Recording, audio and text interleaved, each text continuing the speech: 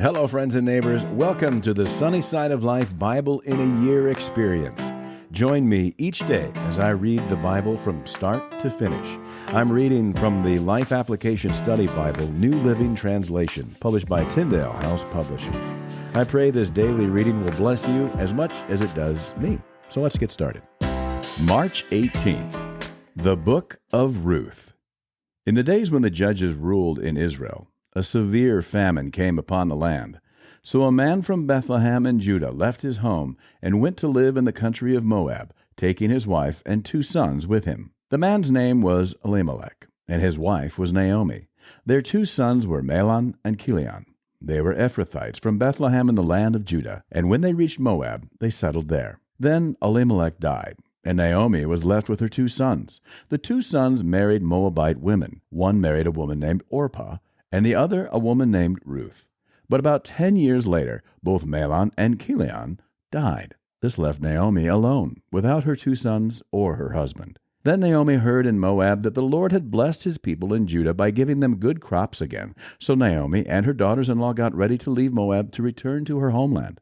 With her 2 daughters-in-law, she set out from the place where she had been living, and they took the road that would lead them back to Judah. But on the way, Naomi said to her 2 daughters-in-law, "Go back to your mother's homes, and may the Lord reward you for your kindness to your husbands and to me. May the Lord bless you with the security of another marriage." Then she kissed them goodbye, and they all broke down and wept. "No," they said, "we want to go with you to your people." But Naomi replied, "Why should you go on with me? Can I still give birth to other sons who could grow up to be your husbands? No, my daughters, return to your parents' homes, for I am too old to marry again. And even if it were possible, and I were to get married tonight and bear sons, then what? Would you wait for them to grow up and refuse to marry someone else? No, of course not, my daughters. Things are far more bitter for me than for you, because the Lord himself has raised his fist against me." And again they wept together, and Orpah kissed her mother-in-law goodbye. But Ruth clung tightly to Naomi. "Look," Naomi said to her, "your sister-in-law has gone back to her people and to her gods. You should do the same." But Ruth replied, "Don't ask me to leave you and turn back. Wherever you go, I will go. Wherever you live, I will live. Your people will be my people, and your God will be my God. Wherever you die, I will die, and there I will be buried. May the Lord punish me severely if I allow anything but death to separate us." When Naomi saw that Ruth was determined to go with her, she said nothing more. So the 2 of them continued on their journey. When they came to Bethlehem, the entire town was excited by their arrival. "Is it really Naomi?" the women asked. "Don't call me Naomi," she responded. "Instead, call me Mara, for the Almighty has made life very bitter for me. I went away full, but the Lord has brought me home empty. Why call me Naomi when the Lord has caused me to suffer, and the Almighty has sent such tragedy upon me?" So Naomi returned from Moab, accompanied by her daughter-in-law Ruth, the young Moabite woman. They arrived in Bethlehem in late spring, at the beginning of the barley harvest. Now there was a wealthy, influential man in Bethlehem named Boaz, who was a relative of Naomi's husband, Elimelech. One day Ruth the Moabite said to Naomi, "Let me go out into the harvest fields to pick up the stalks of grain left behind by anyone who is kind enough to let me do it." Naomi replied, "All right, my daughter, go ahead." So Ruth went out to gather grain behind the harvesters, and as it happened, she found herself working in a field that belonged to Boaz, the relative of her father-in-law, Elimelech. While she was there, Boaz arrived from Bethlehem and greeted the harvesters. "The Lord be with you," he said. "The Lord bless you," the harvesters replied. Then Boaz asked his foreman, "Who is that young woman over there? Who does she belong to?" And the foreman replied, "She is the young woman from Moab who came back with Naomi. She asked me this morning if she could gather grain behind the harvesters. She has been hard at work ever since, except for a few minutes' rest in the shelter." Boaz went over and said to Ruth, "Listen, my daughter, stay right here with us when you gather grain. Don't go to any other fields. Stay right behind the young women working in my field. See which part of the field they are harvesting, and then follow them. I have warned the young men not to treat you roughly, and when you are thirsty, help yourself to the water they have drawn from the well." Ruth fell at his feet and thanked him warmly. "What have I done to deserve such kindness?" she asked. "I am only a foreigner." "Yes, I know," Boaz replied, "but I also know about everything you have done for your mother-in-law since the death of your husband. I have heard how you left your father and mother and your own land to live here among complete strangers. May the Lord, the God of Israel, under whose wings you have come to take refuge, reward you fully for what you have done." "I hope I can continue to please you, sir," she replied. You have comforted me by speaking so kindly to me, even though I am not one of your workers." At mealtime, Boaz called to her, "Come over here and help yourself to some food. You can dip your bread in the sour wine." She sat with his harvesters, and Boaz gave her some roasted grain to eat. She ate all she wanted and still had some left over. When Ruth went back to work again, Boaz ordered his young men, "Let her gather grain right among the sheaves without stopping her, and pull out some heads of barley from the bundles and drop them on purpose for her. Let her pick them up, and don't give her a hard time." So Ruth gathered barley there all day, and when she beat out the grain that evening, it filled an entire basket. She carried it back into town and showed it to her mother-in-law. Ruth also gave her the roasted grain that was left over from her meal. "Where did you gather all this grain today?" Naomi asked. "Where did you work? May the Lord bless the one who helped you." So Ruth told her mother-in-law about the man in whose field she had worked. She said, "The man I worked with today is named Boaz." "May the Lord bless him," Naomi told her daughter-in-law. "He is showing kindness to us as well as to your dead husband. That man is one of our closest relatives, one of our family redeemers." Then Ruth said, "What's more, Boaz even told me to come back and stay with his harvesters until the entire harvest is completed." "Good," Naomi exclaimed. "Do as he said, my daughter. Stay with his young women right through the whole harvest. You might be harassed in other fields, but you'll be safe with him." So Ruth worked alongside the women in Boaz's fields and gathered grain with them until the end of the barley harvest. Then she continued working with them through the wheat harvest in the early summer, and all the while she lived with her mother-in-law. One day Naomi said to Ruth, "My daughter, it's time that I found a permanent home for you so that you will be provided for. Boaz is a close relative of ours, and he's been very kindly by letting you gather grain with his young women. Tonight he will be winnowing barley at the threshing floor. Now do as I tell you. Take a bath and put on perfume and dress in your nicest clothes. Then go to the threshing floor, but don't let Boaz see you until he has finished eating and drinking. Be sure to notice where he lies down. Then go and uncover his feet and lie down there. He will tell you what to do." "I will do everything you say," Ruth replied.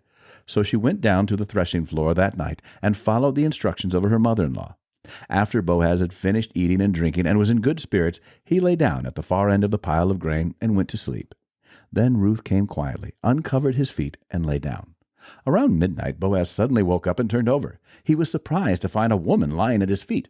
Who are you?" he asked. "I am your servant Ruth," she replied.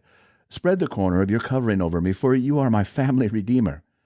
"The Lord bless you, my daughter," Boaz exclaimed. "You are showing even more family loyalty now than you did before, for you have not gone after a younger man, whether rich or poor.